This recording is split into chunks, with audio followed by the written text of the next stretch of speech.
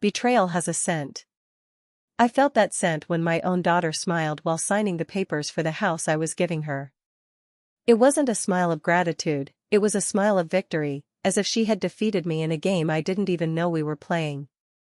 My name is Zuleide Mendonça, I'm 67 years old, and what I'm about to share marks the most painful chapter of my life.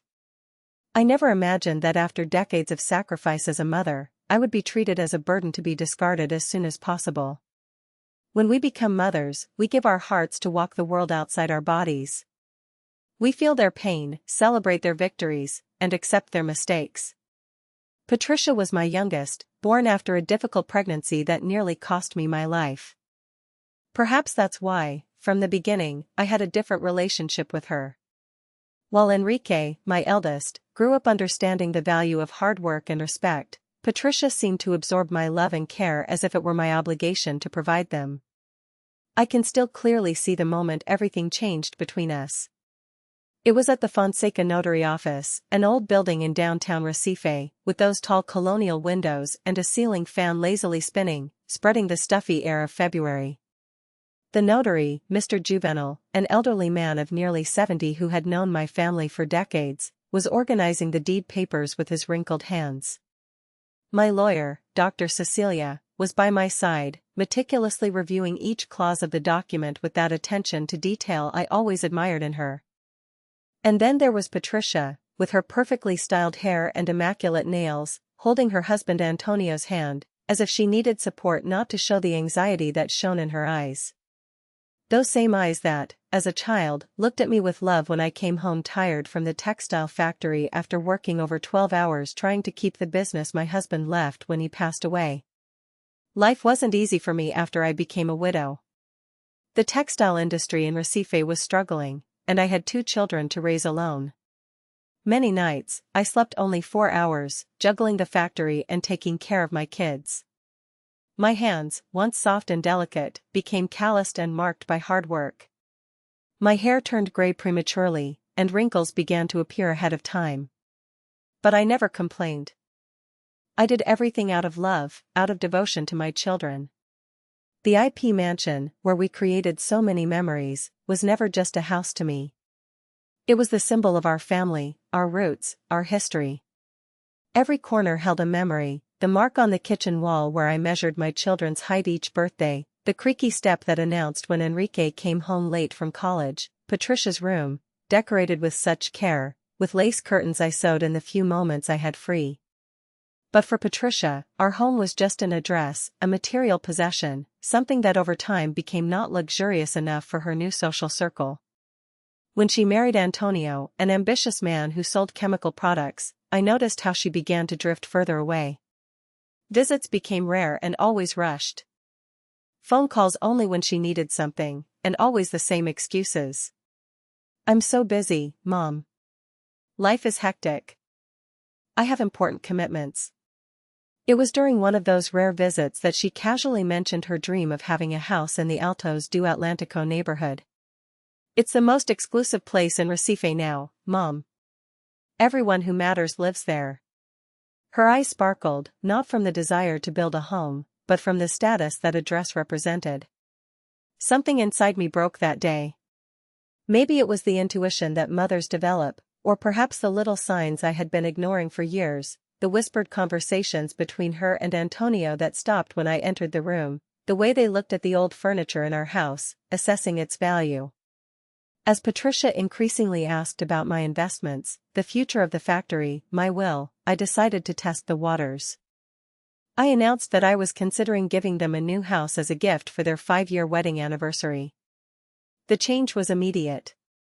Suddenly, Patricia started visiting me weekly. She brought little gifts, asked about my health, even offered to take me to the doctor for that checkup you've been putting off, Mom. I found a house in the Altos do Atlântico neighborhood. It wasn't the prettiest or the best located. In fact, it had serious structural issues that were carefully disguised by a fresh coat of paint and strategic decor. There were also considerable debts from overdue property taxes and documentation problems that I, with Dr. Cecilia's help, managed to temporarily hide. When I took Patricia to see the house, She barely concealed her disappointment upon realizing it wasn't one of the waterfront mansions the neighborhood offered, but quickly recovered when she noticed the address and the status it represented. She didn't ask questions about the structure, didn't want to check the documentation, didn't care about details any responsible buyer would check. She just wanted the house, and fast. I scheduled the signing of the deed for a Tuesday. I remember it perfectly because it was the day we used to visit my husband's grave. A tradition that Patricia had abandoned years ago. I arrived at the notary's office early to finalize a few details with Dr. Cecilia and Mr. Juvenal. We had a plan based not on revenge, but on protection. My protection. When Patricia and Antonio arrived, she could barely hide her anxiety. She smiled excessively. She hugged me with an affection she hadn't shown in years. "Mom, you don't know how much this means to us," she said with a falseness that cut me like a sharp blade. We began the process. Papers were read, explanations were given. Signatures were made. The air conditioning hummed softly, contrasting with the tension I felt rising. And then, when I placed my signature on the last document and passed the pen to Patricia, it happened. She looked at Antonio, squeezed his hand, and with a smile I will never forget, exclaimed loud enough for everyone in the notary's office to hear. "Thank God, now I'm finally getting rid of you, you old hag." Time seemed to freeze. Mr. Juvenal dropped his glasses in surprise. Dr. Cecilia placed her hand on my shoulder in a silent gesture of support. And I didn't show surprise, didn't shed a tear, didn't raise my voice, I just said with a calmness that even surprised me. "I already expected this.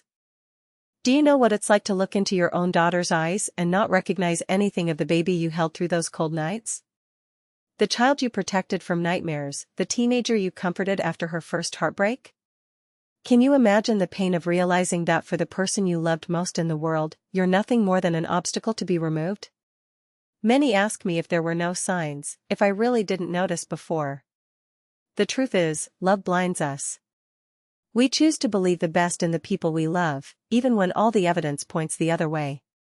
Maybe I saw the signs and chose to ignore them. Maybe I fed that ingratitude with my own boundless generosity. But in that moment at the Fonseca registry office, with the ceiling fan slowly spinning above us, something inside me grew stronger. I was no longer just the devoted mother, the hardworking widow, the tireless businesswoman. I was a woman who finally understood that self-love and dignity needed to come before even blood ties. My story with Patricia began 38 years ago, on a rainy March morning in Recife. I remember it like it was yesterday, the moment I first held her in my arms, so small and fragile, her little eyes squinting against the bright light of the delivery room. Carlos, my husband, was crying by my side. "She's perfect," he said, and she truly was. I never imagined that the little creature who depended entirely on me would become the same person who, decades later, would see me as nothing but a burden. Our life was simple but prosperous. The textile factory that Carlos inherited from his father was thriving, riding the wave of the Pernambuco industry in the 80s. We lived in the IPS mansion, not out of ostentation, but because the house belonged to his family for generations. A majestic building with colonial windows, solid wood floors that creaked under our steps, and a garden where I planted every flower and fruit tree with my own hands. Enrique, our eldest, was just 4 years old when Patricia was born. From the start, he showed a protective love for his little sister, always wanting to help change diapers, give her a bottle, tell her stories to sleep. Those were times of pure happiness, the kind you only recognize when they've passed. Everything changed when Carlos died, a sudden heart attack during a business meeting. Enrique was 12, Patricia only 8. I remember seeing them side by side at the wake. 2 kids in black trying to understand why their father wouldn't wake up, why their mother wouldn't stop crying. That day, I promised myself they would never feel the lack of anything, that I would be strong enough for all 3 of us. I took over the factory at a time when female entrepreneurs were met with suspicion. Suppliers tried to deceive me. Clients questioned my abilities, employees tested my authority. I left home at 5 a.m. and often returned after 9 p.m. In the first months, I lost 12 kilograms and gained my first gray hairs. My mother, Donna Teresa, came to live with us to care for the kids while I fought to keep us afloat. She was the first to notice the changes in Patricia's behavior. "That girl has a hole inside her that nothing fills, Zuliide," she told me one night while we were ironing the kids' clothes for school. Back then, I interpreted it as just a grandmother's exaggeration.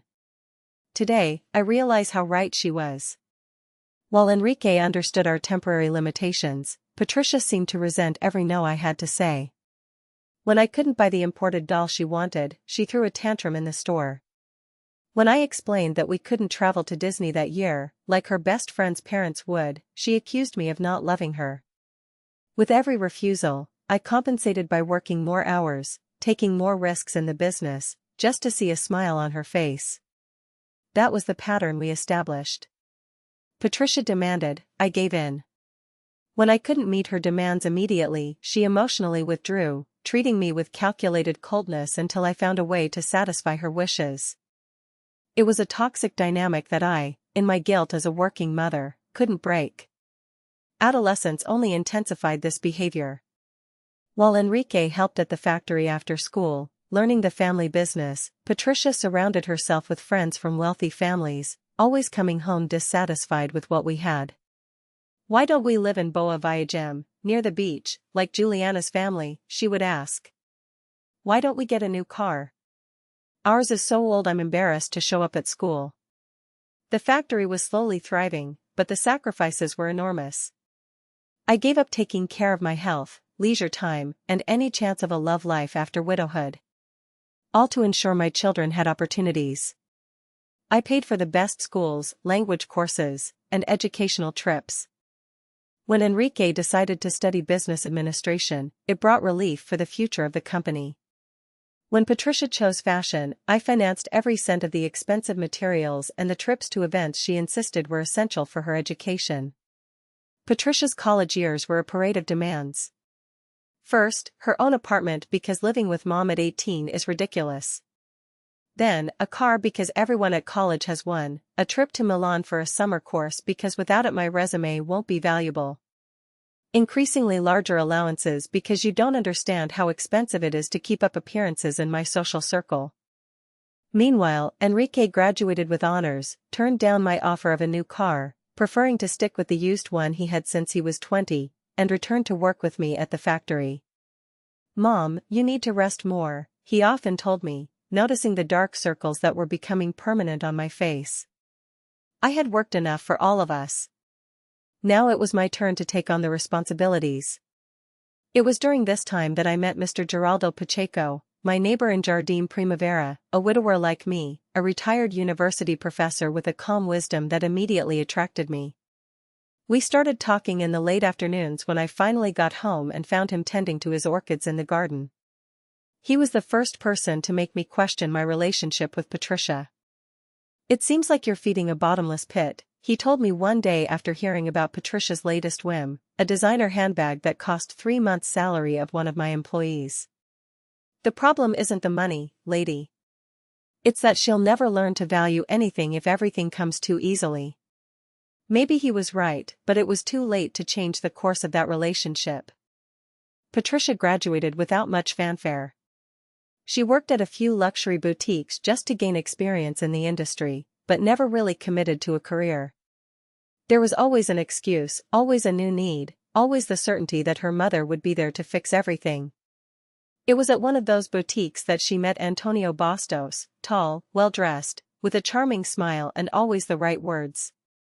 A salesman of chemicals for big companies, he presented himself as an international business consultant. I was suspicious of him from the first dinner when Patricia brought him to the IP mansion. There was something calculating in his gaze, especially when he observed the details of the house, the antique silverware, the paintings Carlos had collected. "Your mother must have a fortune saved up," I heard Antonio say to Patricia as they walked down the hallway, not realizing I was in the office with the door slightly open. "This place must be worth a lot in today's real estate market." When the engagement was announced 6 months later, I tried to talk to Patricia. "Are you sure, sweetheart? You've known each other for such a short time." She reacted with fury. "You're never satisfied with anything I do. Always criticizing, always doubting, just know that Antonio values me like you never did." The wedding was extravagant, just as Patricia wanted. A ceremony for 300 people at the International Club in Recife. A dress imported from Paris. Decor designed by a famous designer. A honeymoon in 5 different countries. I paid for everything. Of course. Would this be my last big gift to her? I said to Enrique, who shook his head, worried about the amounts I was signing on the checks. The last big gift didn't last long. Soon came the requests to invest in Antonio's first business, an importer of Italian products that mysteriously went bankrupt 6 months later, leaving no clear records of where the money had gone. Then it was the apartment in Recife's most expensive neighborhood, which they sold 2 years later for much less than market value, in a transaction I never fully understood. With each new financial failure, Patricia and Antonio returned to my door with new explanations and new requests. Enrique, now married with a small child, moved to Europe to expand our business internationally. "Mom, they're draining you. You need to set boundaries," he told me during our weekly video calls. I knew he was right, but how does a mother say no to her own daughter? The last straw came when I discovered through Joanna, my loyal maid of over 2 decades, that Patricia and Antonio had been in my office at the mansion, looking for factory documents and information about my bank accounts. "Don't azuli-eyed, it's not my business, but I found it strange. They were rummaging through your drawers when I came back from the market. They pretended to be looking for an old photo, but I saw that the papers from your safe were out of place." That night, I couldn't sleep. I mentally replayed every moment of my relationship with Patricia, every sacrifice made, every disappointment swallowed. For the first time, I allowed myself to see clearly the pattern of manipulation I had accepted for decades. The next morning, I called Dr. Cecilia Fontes, my trusted lawyer. "I want a complete audit of my accounts from the last 5 years," I requested. "And I want to know exactly how my assets are distributed and what the legal implications are if I decide to make changes to my will." The audit results came 3 weeks later and they were devastating. Small amounts were regularly disappearing from my accounts, always in amounts I might not notice right away. Checks with signatures that looked a lot like mine, but weren't. Factory documents that had been used as collateral for loans I never authorized. The scheme was sophisticated and had been going on for at least 3 years. "Antonio's fingerprints are everywhere," Dr. Cecilia said, showing me the documents.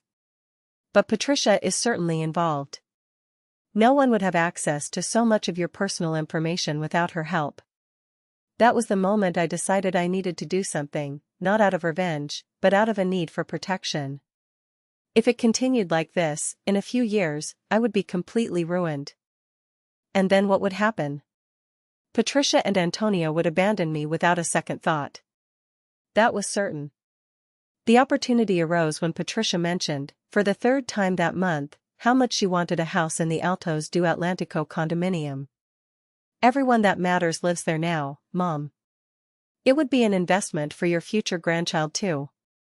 She wasn't pregnant yet, but she was using the possibility of giving me a grandchild as another form of manipulation. "I'll think about it," I replied, an idea already starting to form in my mind. The following week, I asked Dr. Cecilia to find a property in the condominium, not the best one, but one that had the appearance of status that Patricia valued so much. We found the perfect house, a beautiful structure on the outside, but with serious structural problems that would require a complete renovation soon. The roof was about to collapse. The electrical wiring was dangerously old, and there were leaks everywhere, carefully disguised with fresh paint. Additionally, there were 3 years of overdue property taxes and a considerable debt with the homeowners association. When I showed the house to Patricia, she could barely contain her excitement. She inspected nothing beyond the facade and the prime location. She didn't ask questions about the structure, didn't want to see the complete documentation, didn't care about details that any responsible person would check before accepting a property. "It's perfect, Mom. When can we make the transfer?" We arranged everything for the following week at the Fonseca notary office. With the help of Dr. Cecilia and her juvenile, the notary, I prepared 2 sets of documents.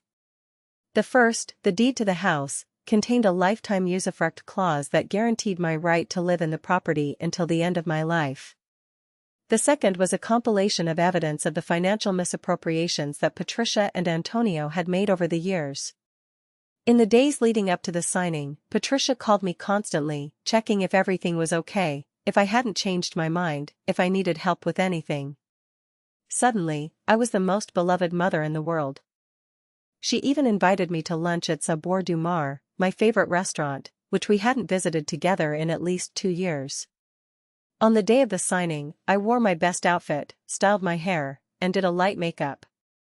I wanted to look impeccable for what was to come. I looked in the mirror and barely recognized the woman staring back at me. I was no longer just the devoted mom, the tireless businesswoman. I was a woman who had finally learned to protect herself, even if it meant protecting herself from her own blood. I arrived early at the notary office, as agreed with Dr. Cecilia, and we reviewed every detail, every word of the documents. Mr. Juvenile, who had known my family for decades, seemed uncomfortable with the plan, but he understood its necessity when I showed him the evidence of the financial misappropriations. "Are you sure about this, Mrs. Zuleide?" he asked, adjusting his glasses on his nose. "I am, Mr. Juvenile. Sometimes love needs to be firm to be real." When Patricia and Antonio arrived, their eyes sparkled with anticipation. She hugged me with an affection she hadn't shown in years, while Antonio shook my hand with that calculating smile I had learned to fear. And so we began the process that would forever change our family dynamics, leading to that devastating moment when my own daughter would reveal her true face, shouting those words no mother should ever hear. "Thank God, I'm finally going to get rid of you, you old hag."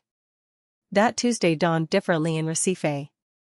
The sky was heavy, announcing one of those tropical rains that suddenly pour down, turning the streets into small rivers. I woke up before the alarm went off at 5:30 a.m., with a strange sense of calm. Maybe it was because, after so long being manipulated, I would finally take control of the situation. I sat on the porch of the IP mansion with a cup of coffee, watching the garden I had cultivated for decades. The bromeliads I planted when I found out I was pregnant with Enrique, the roses Carlos gave me on every wedding anniversary, the central yellow IP tree that named our house and exploded with golden flowers every September like a personal sun in our backyard. How many stories those plants had witnessed, how many secrets they held in their deep roots. Joanna found me there, lost in thought, and quietly sat down beside me. After 25 years working in my home, she was more than a maid, she was a confidant, almost a sister. "Are you sure about this, Mrs. Zuleide?" she asked with that straightforward northeastern honesty I always appreciated. "There's no turning back once you sign the papers?" "There is, Joanna. Some lessons are only learned through pain." Unfortunately, Patricia chose this path. After that, I took a long shower, letting the warm water wash away some of the anxiety that was starting to build on my shoulders. I carefully chose my outfit, a navy blue skirt and blazer, the pearls Carlos gave me when Patricia was born, a light jasmine perfume. I wanted to look elegant, composed, dignified for what was to come. Dr. Cecilia picked me up at 9:30. In the car, we reviewed every detail of our plan once more. She had been not only my lawyer for the past 15 years but also a friend who supported me in the toughest times. She was the one who advised me when Enrique decided to move to Europe. She guided me when the factory faced its biggest crisis. She was the first to suspect something was wrong with my personal finances. "Zuleide, you look pale," she noted as we stopped at a traffic light. "Do you want to back out?" "There's still time." I shook my head firmly. "I'm not pale with fear, Cecilia. I'm pale with disappointment, but we will move forward. It's the only way now." The Fonseca notary office was located in a colonial building in the historic center of Recife, one of those places where time seems to move more slowly, with its old ceiling fans, solid wood furniture, and the distinctive scent of paper and history. Mr. Juvenile welcomed us at the entrance, formal as always in his impeccable gray suit, despite the humid heat intensifying as the morning wore on. "Good morning, Donna Zuliide, Dr. Cecilia," he greeted with a slight bow. "Everything is prepared as we agreed, the back room, more private." We entered the designated office, a spacious room with tall windows overlooking an inner courtyard, where a jasmine tree was blooming, filling the air with fragrance. The central table, made of dark wood with intricate carvings, was arranged with documents organized into two distinct piles. The first, more visible, contained the deed for the house in the Altos do Atlantico condominium. The second, partially hidden in a brown folder, held evidence of financial misconduct and the real trap I had set. Cecilia organized her papers while I watched the rain beginning to fall outside. Large drops hit the window panes, creating a background noise that reminded me of childhood afternoons in Olinda, when my mother taught me to make lace while we waited for the storm to pass. How nice it would be to return to those simple days when the future seemed so full of possibilities, and I had yet to taste the bitter flavor of betrayal. At 10:45, I heard voices in the hallway. I immediately recognized Patricia's exaggeratedly cheerful tone and Antonio's controlled baritone. I took a deep breath, straightened my posture, and prepared my best smile, the one I learned to use in tough negotiations when I needed to hide my true feelings. They entered like a couple from a TV commercial. She wore a white cotton dress that surely cost a fortune. Her hair perfectly styled in soft waves, makeup flawless. He wore light dress pants and a blue shirt, a gold watch on his wrist, that rehearsed smile that never reached his eyes. Perfect on the outside, rotten on the inside, just like the house they were about to receive. "Mom!" Patricia exclaimed, coming to hug me with an enthusiasm that bordered on comical. "You look beautiful. That outfit looks amazing on you." I let myself be embraced, feeling the French perfume she wore, probably bought with money siphoned from my accounts. Antonio approached, kissing me on both cheeks, with that forced intimacy that always gave me chills. "Donna Zuliide, you truly are an exceptional mother," he said in that mellifluous voice he used when he wanted to impress. "I don't know anyone as generous as you." Mr. Juvenal cleared his throat, inviting us to sit. Patricia chose the seat next to me, holding my hand as if we were best friends. Antonio strategically positioned himself next to Cecilia, probably trying to read the documents upside down.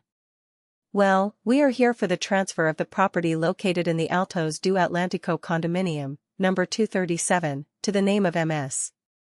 Patricia Mendonça Bastos," Mr. Juvenal began, putting on his reading glasses. "Before we proceed, I need to confirm that everyone is aware of the terms and conditions of this transfer." Of course," Antonio hurried, tapping his fingers on the table. "Can we speed up the paperwork? We have commitments later." I exchanged a quick glance with Cecilia, who nodded discreetly. The hook was set, and they were biting the bait just as we had predicted. "Unfortunately, Mr. Bastos, we can't expedite legal procedures at the registry," replied Mr. Juvenal, with that formality only men of his generation can maintain. "Each document must be read and understood before signing." I noticed Patricia rolling her eyes impatiently. How had that girl turned into this cold, calculating woman? Where had I gone wrong? The rain intensified outside, as if the sky shared my sorrow. Mr. Juvenal began reading the deed, detailing the exact location of the property, its dimensions, the boundaries. Patricia feigned interest, nodding occasionally, while Antonio checked his watch every 2 minutes. Neither of them was truly paying attention to the details, especially when Mr. Juvenal, following our instructions, deliberately sped up the reading when he reached the part mentioning the lifetime usufruct and outstanding debts. Thus, the property transfers to Mrs. Patricia Mendonça Bastos, with all its characteristics, improvements, and associated obligations, as described in the Financial Annex B. What financial annex? Antonio interrupted, suddenly alert. It's just a formality, Cecilia interjected gently. Standard documentation for property transfers of this value. Nothing to worry about now. Antonio seemed to hesitate for a moment, but Patricia squeezed his arm, silencing him with a look. It was clear she wanted nothing that could delay the realization of her plan. Continuing, Mr. Juvenile proceeded, we now need the signatures of the parties involved. First, Mrs. Zuleide, as the current owner and donor of the property. With a calm that didn't reflect the turmoil in my heart, I took the pen he offered me. It was an old white pen, a gift from Carlos on our 10th wedding anniversary. I signed my full name, Zuleide de Almeida Mendonça, in the 3 indicated places, feeling the weight of each letter, each movement of the pen. Now, Mrs. Patricia, please, Mr. Juvenile indicated, sliding the documents in her direction. It was then that I noticed the change in her expression.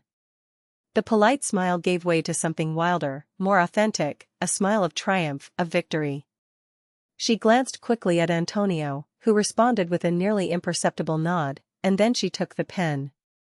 Before signing, however, she couldn't contain what she had probably been holding back for years. She turned to me, her eyes shining, not with gratitude, but with a cruel joy, and exclaimed loud enough for everyone in the room to hear, "Thank God. Now I'm getting rid of you, you old hag." Time seemed to freeze. A thunderclap erupted outside, coincidentally, as if nature wanted to underline the moment. Mr. Juvenile dropped the pen, shocked. Cecilia placed her hand on her chest, and I just stood there, staring at that stranger I once held in my arms. The silence that followed was deafening. Patricia seemed to realize what she had done, as her expression faltered for a moment before she composed herself into a mask of indifference. Antonio cleared his throat, trying to mask the embarrassment. "Patricia is just joking," he attempted with a forced laugh. Her sense of humor can be a bit peculiar at times, but it was too late. The words hung in the air, heavy, irreversible, like knives that couldn't be pulled from the chest. It was then that I spoke in a voice so calm it surprised even me. I had already anticipated this. I saw the confusion wash over Patricia's face. She expected tears, pleas, maybe even a dramatic scene. She didn't expect this calm acceptance, this absence of surprise. "What?" she began. But I remained serene. So, I took a few precautions. I signaled to Cecilia, who immediately opened the brown folder beside her. From it, she pulled out the second set of documents, the ones Patricia and Antonio didn't know existed. "Before we continue with this signature," I said, "I think you should be aware of some specifics regarding this transfer." I slid the papers toward them. Patricia picked them up, still confused, while Antonio leaned in to read over her shoulder. I saw their faces slowly change, from confusion to understanding and finally to horror. This can't be legal," Antonio stammered, the first to regain his voice. "We can't accept these conditions." "What conditions?" asked Juvenile, pretending not to know exactly what was happening, as we had agreed. "Lifetime usufruct," Patricia read with a trembling voice. "What does that mean?" "What does that mean, dear daughter?" I explained patiently, as if teaching a child, that although the house is transferred to your name, I have the legal right to live in it until the day I die. You will only be the owner on paper. Antonio snatched the documents from Patricia's hands, flipping through them frantically. "And this, 3 years of overdue property taxes, a debt to the Homeowners Association for structural problems requiring immediate repairs estimated at." Your voice rose in volume with each new discovery. "This is a fortune, more than the value of the house." "Yes," I confirmed, still maintaining my calm. "As the new owner, Patricia inherits not only the property but all the responsibilities and debts associated with it. It's all detailed in that financial Annex B, which you didn't want to wait to understand." Patricia's face turned red, then white. Her eyes, those same eyes that once looked at me with childlike love, now overflowed with hatred. "You can't do this to me. I'm your daughter." "Yes, you are my daughter. The same daughter who just celebrated the possibility of getting rid of me. The same daughter who, along with her husband, has been siphoning money from my accounts for the past few years." Patricia froze. Antonio let out a strangled sound. "I don't know what you're talking about," he tried. But his voice faltered. Cecilia chose that moment to intervene with the precision of an experienced lawyer. "Gentlemen, we have extensive documentation of unauthorized transfers, forged checks, and unauthorized access to Mrs. Zolide's accounts. According to Article 171 of the Penal Code, this constitutes fraud, with a penalty of 1 to 5 years of imprisonment. And since it's a crime against an elderly person, the penalty is increased by 1/3. The rain kept falling outside, steady, like the tears I wouldn't shed. A flash of lightning briefly lit up the room, highlighting the pale faces of Patricia and Antonio. You wouldn't do this," Patricia challenged, but her voice betrayed uncertainty. She wouldn't turn her own daughter into the police. I slowly stood up, resting my hands on the old wooden table. No, Patricia, I wouldn't do that. After all, I'm still your mother, so I'm offering an alternative. Antonio leaned forward, suddenly interested. Always the negotiator, always calculating angles and possibilities. What alternative? You have 2 options, I explained, feeling a strange power in the situation. First, you sign the deed as it is, accepting all the conditions. The house goes in Patricia's name, but I continue living in it, and you take on all the debts and maintenance costs. In exchange, I won't file a complaint for the financial discrepancies. And the second option? Patricia asked, her voice barely audible. The second option is, you don't sign anything today. We leave here, and tomorrow morning, I present all this documentation to the police. You face criminal charges for fraud against an elderly person, with a high chance of conviction, considering the evidence we have. The silence that followed was thick, heavy like the humid air of Recife before a storm. Antonio and Patricia exchanged glances. A silent conversation happening between them. I could almost hear the calculations they were making, weighing costs and benefits, searching for an escape that didn't exist. How much time do we have to decide? Antonio finally asked, trying to buy time. Now? I simply replied, Mr. Juvenal has other commitments, and so do I. Decide, or do we go straight to the police station?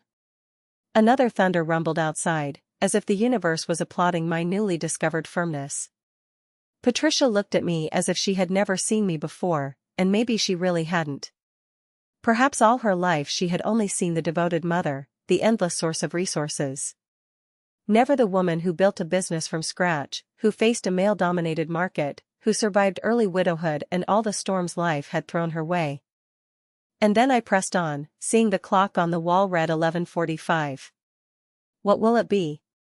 Antonio was the first to speak up, clearing his throat as he always did when he felt cornered. I remember watching his hands, those well-groomed hands, with perfectly trimmed nails, trembling slightly as he tried to regain control of the situation. Mrs. Zolide, I think we're all a bit worked up. He started with that conciliatory tone he reserved for tough negotiations. Maybe we should take a break, grab a coffee, and resume this conversation more calmly. I looked directly into his eyes, those brown eyes that never held a gaze for long, always diverting when confronted with uncomfortable truths. There's no need for a break, Antonio. The situation is quite simple. You sign now, or we go to the police station? There's no third option. The rain had eased outside, but the sky remained heavy, as if waiting for the conclusion of this family drama to decide whether to clear up or unleash another storm over Recife. Through the half-open window, I could smell the wet earth, mixed with the sweet scent of jasmine in the inner courtyard. Patricia seemed frozen, as if she couldn't process that her mother, the same mother who always indulged her whims, was now confronting her with such determination. Her eyes, so similar to Carlos's, were wide in shock and indignation. Did you plan this? She finally accused, her voice trembling. You lured us into a trap. I just prepared myself, daughter, just like you and Antonio prepared to strip me of everything I built. Isn't that right? What did we do, Patricia? Just siphoned money from my accounts? Just forged my signature on checks? Just planned to abandon me as soon as you got what you wanted? My voice remained calm, almost distant, as if I were talking about strangers and not my own daughter. Maybe it was a defense mechanism, a way for my heart to shield itself from the piercing pain of admitting I had raised someone capable of such coldness. You have 2 minutes to decide, I announced, glancing at the wristwatch Enrique had given me last Christmas. A simple gesture of affection that Patricia had never matched. After that, Dr. Cecilia has instructions to go straight to the police station. Antonio and Patricia exchanged desperate glances. I saw all the previous arrogance crumble, replaced by the panic of those watching their carefully laid plans fall apart like a sandcastle at high tide. "Let's sign," Antonio finally murmured, defeated. "We have no choice." Patricia turned to him, incredulous. "You can't be serious.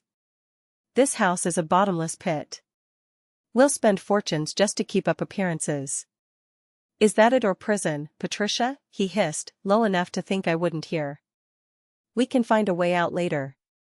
That's when I realized I needed to further protect my position. They would sign now, but they would keep looking for loopholes, ways to sidestep the agreement, maybe even trying to contest the deed later. I discreetly signaled to Cecilia, who immediately understood my concern. She opened her briefcase once more and pulled out an additional document. Before the final signature, she announced in her professional tone, "We would like you to also sign this statement, acknowledging that you are aware of all the conditions and that you voluntarily accept the terms of the transfer." "What statement is this?" "This wasn't mentioned before," protested Antonio, the distrust evident in his voice. "It's just a legal formality to ensure that no one can later claim they were misled or coerced," Cecilia explained, sliding the document towards them. "A protection for all parties involved." What Cecilia didn't explain, and what Antonio and Patricia would only discover later, was that this statement also included an implicit confession of knowledge about the financial misappropriations and a waiver of the right to contest any aspect of the transfer in the future. A small but crucial detail, buried in legal jargon, that in their desperation, they wouldn't bother to read carefully. As they reluctantly reviewed the new document, I asked for permission to go to the bathroom. I needed a moment alone, a breath before the final act of this painful play. I locked myself in the small restroom of the registry office and finally allowed the tears I had held back for so long to flow silently down my face. They weren't tears of sadness for the current situation, but for what could have been. For the dreams I nurtured when I first held Patricia in my arms. For the united family I imagined having when I saw her take her first steps, call me mom for the first time, blow out the candles on her first birthday. Where did it all go wrong? At what moment did my unconditional love turn into a weakness to be exploited? I washed my face with cold water, touched up my makeup with the few items I carried in my bag, and took several deep breaths. In the mirror, I saw a woman different from the one who had entered the registry office earlier. There was a new determination in my eyes, a strength I didn't even know I possessed. When I returned to the room, I found Patricia and Antonio bent over the documents, whispering furiously to each other. Upon seeing me, they quickly straightened up, trying to appear normal. "Is there a problem with the terms?" I asked, resuming my place at the table. No, Antonio hurried to say, forcing a smile, "just a few details we were clarifying." "Great, then can we proceed with the signatures?" Mr. Juvenal, who had remained silent during the tense exchange, now spoke up again, adjusting his glasses on his nose. "If all parties are in agreement, we can finalize the process." There was a moment of hesitation, as if time had slowed down. I saw Patricia glance at Antonio once more, searching for confirmation or perhaps a miraculous escape that didn't exist. I noticed his barely perceptible nod, a disguised surrender of strategy. And then, with mechanical movements, as if her limbs didn't fully respond to her brain's commands, she picked up the pen. Her signature, usually elegant and elaborate from the calligraphy classes I insisted she take in her teenage years, now came out shaky and uncertain on the paper, a perfect metaphor for how her carefully planned world was crumbling before her eyes.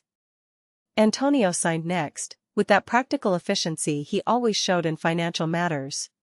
His face was impassive, but I knew men like him well enough to catch the signs. The tense jaw, the slightly furrowed brow, the calculating gaze searching for angles, assessing future possibilities.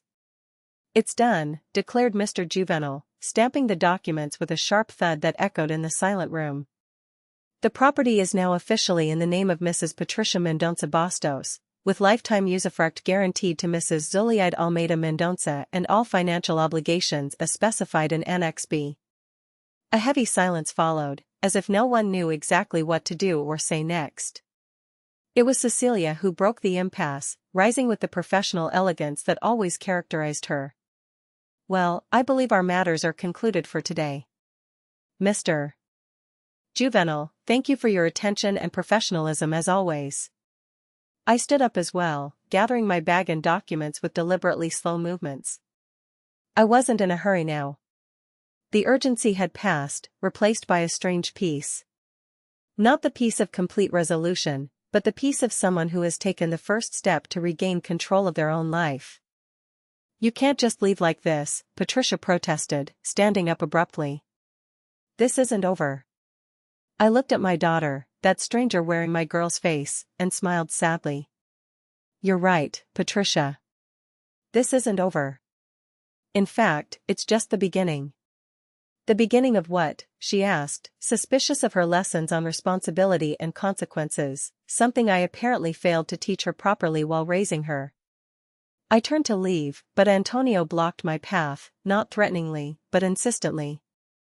"Dona Zuleide, we need to talk more about this. There must be some agreement we can make, some way to renegotiate these terms." I looked him straight in the eye, unwavering. "There's nothing to renegotiate, Antonio. You made your choices long before today. Now you have to live with them." I sidestepped him and walked to the door, feeling a mix of sadness and liberation. Before leaving, though, I turned one last time. "Oh, and since we are now cohabitants, I should inform you that I will be moving into the house at the end of this week." "Is Joanna coming with you?" "Of course. She's been with me for 25 years, and I couldn't leave her behind." I saw horror grow in Patricia's eyes. "You're going to live with us?" "But we had plans?" "Yes, I imagine you did. Unfortunately, those plans will have to be adjusted. By the way, the roof has serious leaks in the master bedroom, the one with the beautiful view of the garden, which will naturally be mine. You'll need to arrange for repairs before my move. And there's the overdue property tax that needs to be settled immediately before the city takes more severe action." I stepped into the hallway, accompanied by Cecilia, leaving behind a stunned Patricia and a visibly tense Antonio. The rain had completely stopped now, and a shy sun began to break through the clouds, casting beams of golden light through the stained glass of the courthouse corridor. "Are you okay?" Cecilia asked softly, squeezing my arm in a gesture of support. I didn't answer honestly, but I would be eventually. We stepped out onto the wet street, where the typical heat of Recife was already starting to evaporate the rainwater, creating a light mist that danced between the historic buildings.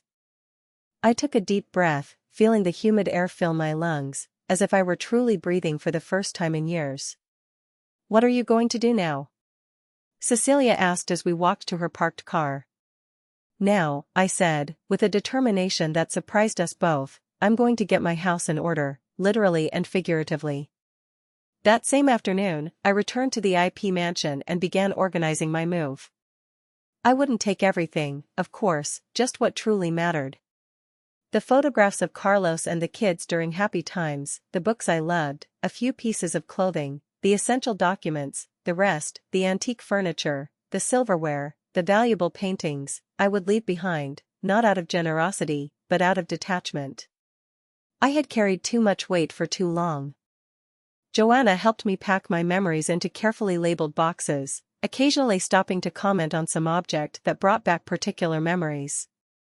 "Do you remember this, Dona Zuleide?" she asked, holding a small hand-painted porcelain vase. "The one little Patricia made in school for Mother's Day." She must have been about 8 years old. I picked up the vase, running my fingers over the uneven brushstrokes, the childish drawings of flowers and hearts. Yes, I remembered. I remembered the pride in her eyes when she handed me the clumsily wrapped gift in colorful paper. I remembered how she stood on her tiptoes to kiss my cheek, whispering, "I love you, Mom," with that sincerity that only children possess. Where was that girl now? At what moment did she get lost? replaced by this cold, calculating adult who recognized no value beyond the material? I'll take this one, I decided, handing the vase back to Joanna to wrap. Not for her, but for me, to remind myself that there were better times. That night, I couldn't sleep. I sat on the porch of the IP mansion, watching the full moon light up the garden I loved so much, reflecting on the strange path life takes us.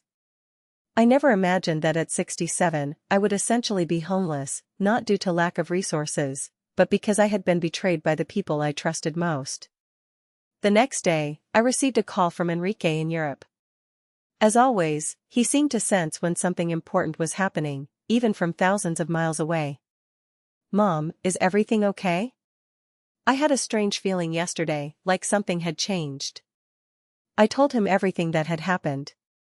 The words flowed more easily now, as if the initial shock had passed, leaving only the crystal-clear facts.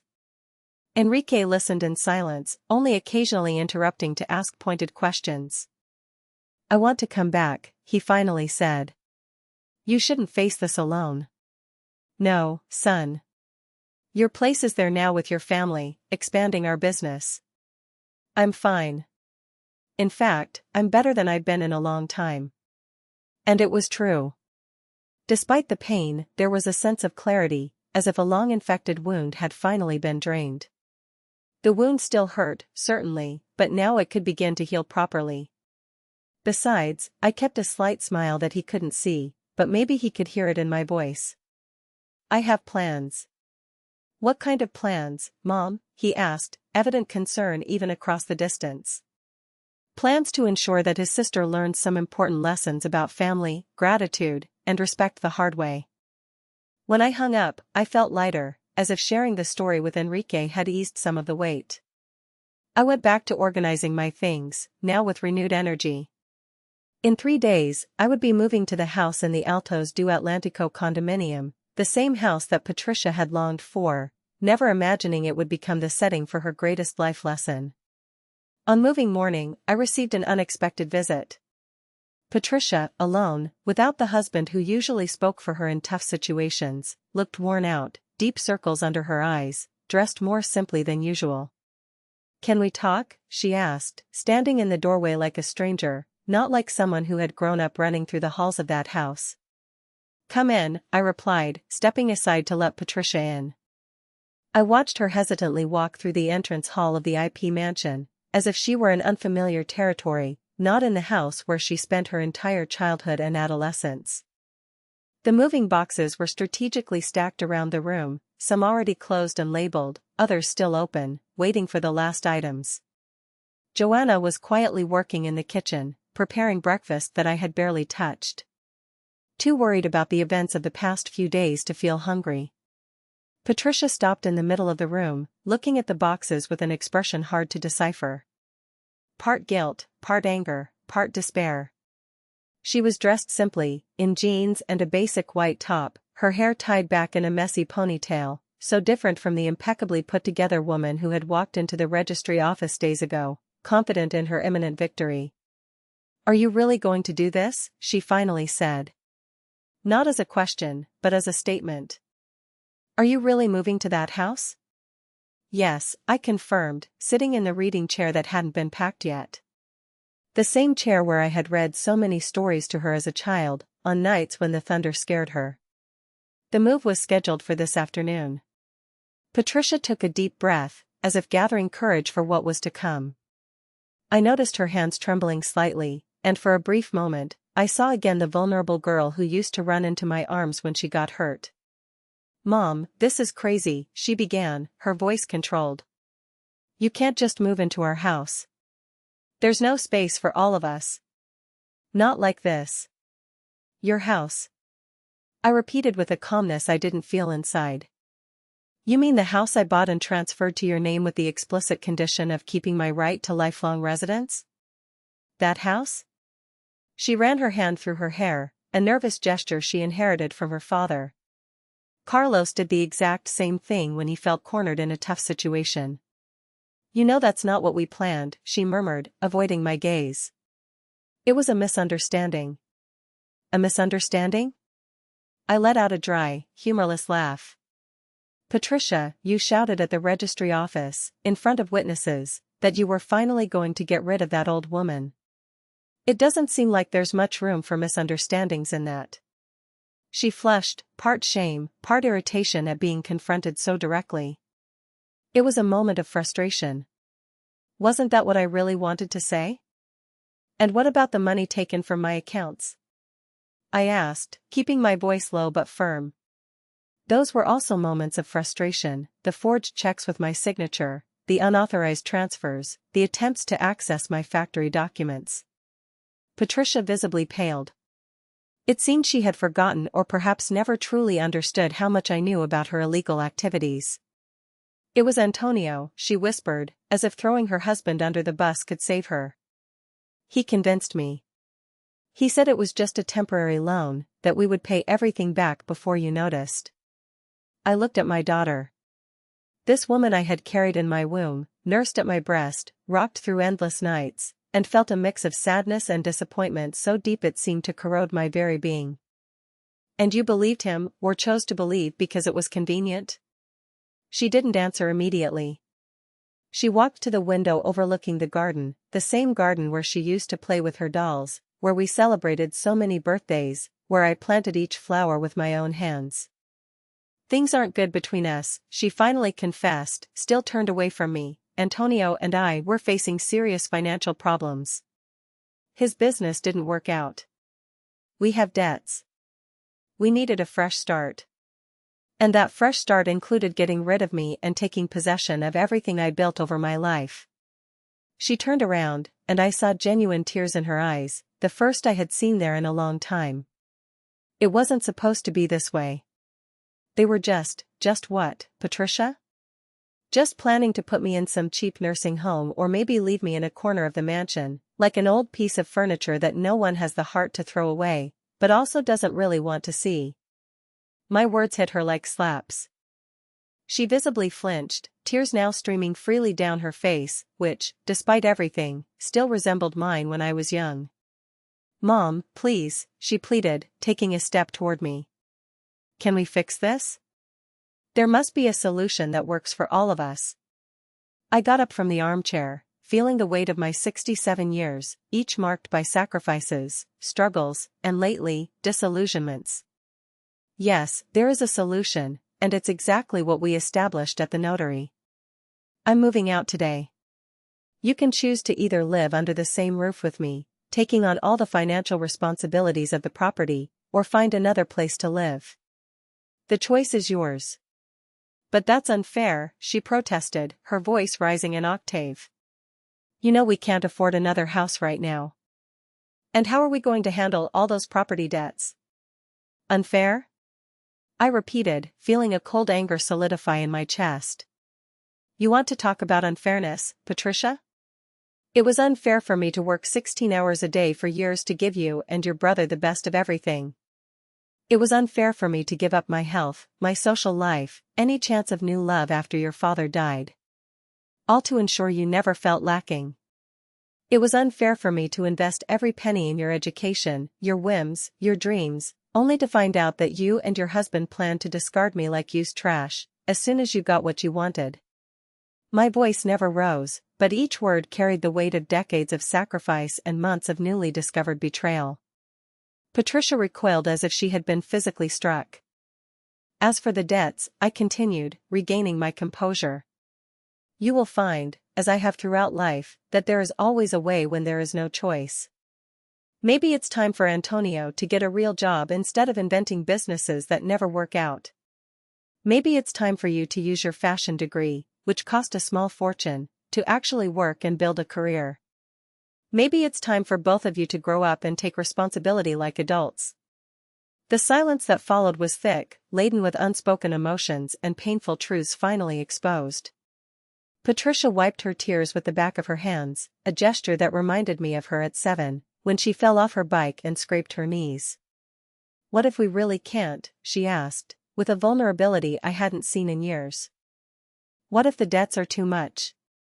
I sighed deeply, feeling the weight of the entire situation press down on my shoulders. So, you will learn the most valuable lesson I could have taught you, but apparently, I failed. What actions have consequences, Patricia? That you cannot build happiness at the expense of others' suffering. That family should mean more than just a convenient source of resources? At that moment, Joanna appeared in the kitchen doorway, hesitant. Donna Zuliide, the movers called. They'll arrive in an hour. Thank you, Joanna, I replied without taking my eyes off Patricia. We're almost done here. Patricia looked around at the boxes, at the empty spaces where family photos used to be, at the lighter outlines on the wall where frames had been removed. Are you really going to do this? She said. Again, a statement, not a question. Are you really going to force me to live with you in that problem-filled house? I'm not forcing anything, daughter. I'm simply exercising my legal right, guaranteed in the contract you signed voluntarily. As for living together, well, that's a decision for you and Antonio. You can choose another place to live if you prefer. With what money? She asked. There was evident bitterness in her voice. You know very well we can't afford it. As I said, there's always a way when there's no choice. You could sell those luxury cars you take so much pride in showing off. You could give up international trips, designer bags, fancy dinners. You could, imagine that, live within your means, like most people. Patricia stared at me with a mix of anger and despair. I could almost see the thoughts racing behind those eyes, so similar to mine, yet reflecting such a different soul. You're doing this out of revenge, she accused. Are you punishing us?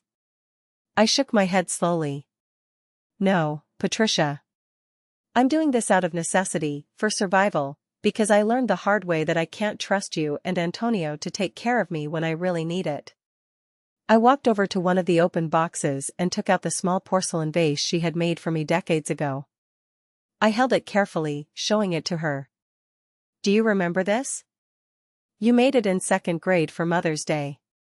You said it was for me to put flowers from our garden so I could see them from my bed when I woke up.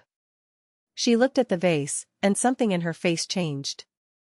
A flicker of recognition, perhaps even shame. I remember, she murmured. I used the colors you liked the most. Yes, and I've kept it all these years, even after you grew up and decided that handmade gifts were for poor people. I'm taking it to the new house. Not to remind me of the girl you were, but to remind me that people change, not always for the better. I carefully returned the vase to the box and turned to her. I think we have nothing more to discuss, Patricia. The movers will be here soon, and I still have things to organize. I will be at the house at 4 p.m. If you and Antonio decide to continue living there, I hope my room, the main one with a view of the garden, is ready and the ceiling leak is fixed. She stood there, as if she didn't know what to do or say next. Finally, with a defeated sigh, she walked toward the door. Before leaving, though, she turned one last time. This isn't going to work, Mom. You know that. We'll end up killing each other living under the same roof. I looked at my daughter. I really looked at her and saw not just the ungrateful woman who had tried to betray me, but also all the mistakes I made in raising her, the way I spoiled her, how I gave in to her whims, how I never set clear boundaries. Maybe, I answered honestly. Or maybe, just maybe. This is exactly what we all need to finally grow up. You as a person, me as a mother. Patricia left without saying anything more, slamming the door harder than necessary. Through the window, I saw her get into her fancy car and drive off, probably to tell Antonio about the failure of her conciliatory mission. Joanna approached cautiously, as if afraid to interrupt my thoughts. Are you okay, Mrs. Zuliide? I took a deep breath, feeling the familiar scent of my home. Old wood, books, the soft perfume of the flowers from the garden coming through the open window. No, Joanna, I'm not okay, but I will be. The next few hours passed in a blur of activity. The movers arrived, carried the boxes, disassembled the few pieces of furniture I had decided to take. I walked one last time through each room of the IP mansion, silently saying goodbye to every memory, every mark on the wall, every corner that witnessed the ups and downs of my life. In Patricia's room, still decorated as she left it when she went to college, I lingered longer. I touched the pink bedspread she loved so much, the stuffed animals lined up on the shelf, the participation ribbons from school competitions proudly hanging on the wall. Where was that sweet girl now? At what moment did she turn into the cold woman who shouted, "Now I'm going to get rid of you, you old hag," with such conviction? Perhaps there was never a clear answer to that question. Maybe it was a combination of many factors. My mistakes as a mother, the early absence of her father, the company she chose, the distorted values she ended up embracing. Or maybe some people are just born with an emptiness inside them that nothing can fill, neither love, nor money, nor status. When we finally arrived home at the Altos do Atlantico condo, it was already past 4 p.m. The sky in Recife was starting to turn orange, signaling the end of another day. The house was silent, no sign of Patricia or Antonio. I noticed they had made some hasty changes. The master bedroom was clean, with fresh sheets on the bed, and the leak in the ceiling had been temporarily covered with a tarp. Joanna began unpacking our things, organizing the kitchen with the efficiency of someone who knows their employer's habits well. I walked to the garden, much smaller than the one at the IP mansion and clearly neglected for a long time. The plants were dry. The lawn overrun with weeds, the trees desperately needing pruning. I bent down and touched the dry earth, feeling its texture between my fingers. Soil is soil. No matter where it is, with the right care, even the most neglected garden can bloom again. Maybe it would be a good project to occupy my time, to transform that abandoned piece of land into something alive again. The sound of a car parking interrupted my thoughts. I got up with some difficulty, my knees weren't what they used to be, and I walked back to the house. Through the living room window, I saw Patricia and Antonio getting out of the car, carrying some grocery bags. Their faces were tense, their postures rigid, like soldiers marching into a battle they knew they couldn't win. I took a deep breath and opened the door to greet them.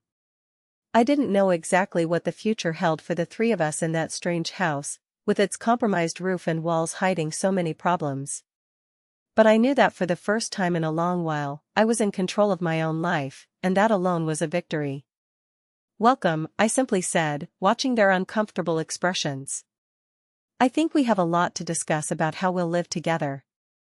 And so began the strangest and most unexpected chapter of my life, living with my own daughter and her husband. Not as the submissive mother they expected to exploit, but as the strong woman who had finally learned to set boundaries. A lesson I should have taught Patricia decades ago, but it's never too late to learn. Today marks exactly 2 years since that day I first walked into the condo house in Altos do Atlantico as an official resident. 2 years of learning, confrontations, tears, and surprisingly, some moments of reconciliation I never thought possible. The initial living situation was exactly as I imagined, tense, silent, filled with unspoken resentments.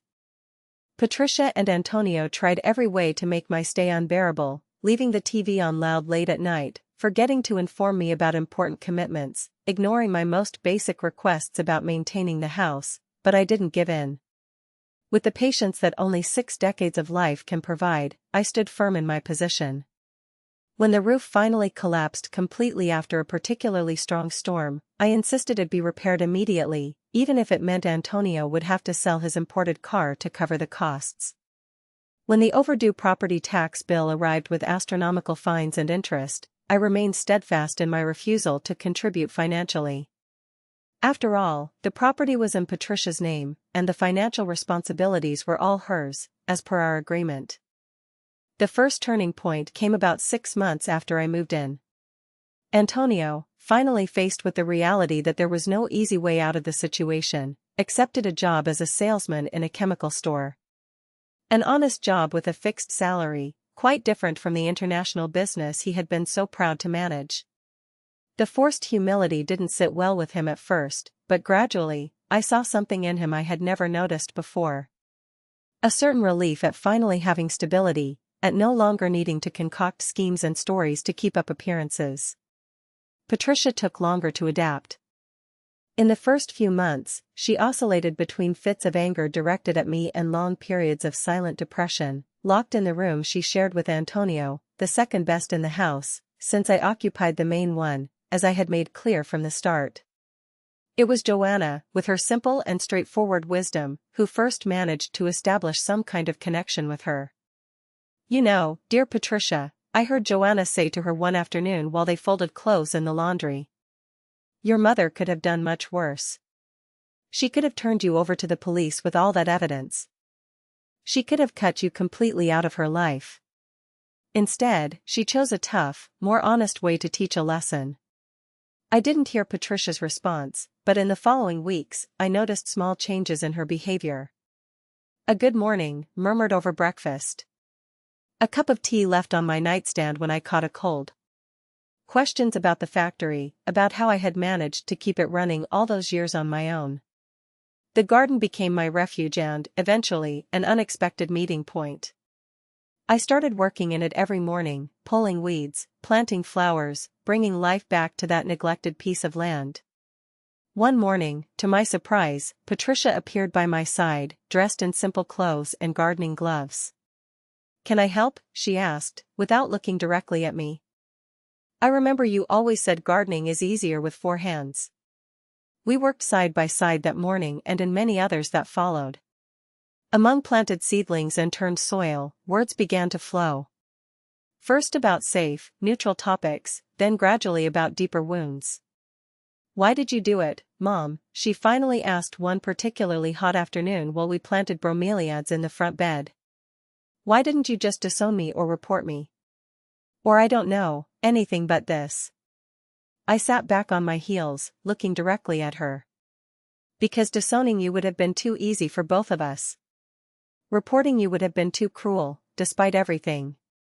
But this forced us to look at each other. Really look for the first time in decades." She considered my words in silence, continuing to dig small holes for the seedlings. "You know what's hardest to accept," she finally said. "That deep down, you were right about everything, about Antonio, about me, about how we lived in an unsustainable fantasy. That conversation didn't solve everything, of course. There were many more discussions, many other moments of tension, but it was a start. A small sprout of honesty growing amid the garden of resentments we had cultivated for so long." Enrique returned from Europe for a visit 6 months later, bringing his wife and my grandson, whom I had only known through video calls. His presence catalyzed more changes in our strange family dynamic. Seeing the 2 siblings together again, watching how Patricia interacted with her nephew, with a kindness I had almost forgotten she possessed, brought back memories of simpler times when we were just a family trying to move forward after losing Carlos. Today, our coexistence is still far from perfect. There are tough days, there are arguments, there are moments when old wounds resurface with full force, but there are also shared dinners where we manage to laugh together. There are joint projects, like the complete renovation we finally managed to do on the house, with each contributing according to their means. Most importantly, there's a mutual respect that never existed before, a recognition that we are all imperfect people trying to do the best we can with the emotional tools we have.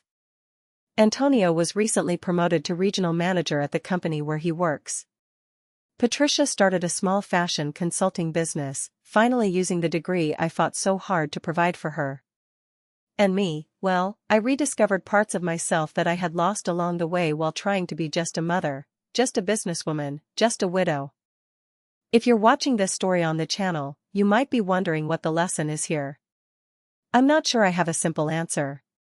Maybe it's about how true love sometimes needs to be firm. Maybe it's about how it's never too late to set healthy boundaries, even with those we love the most, or especially with them.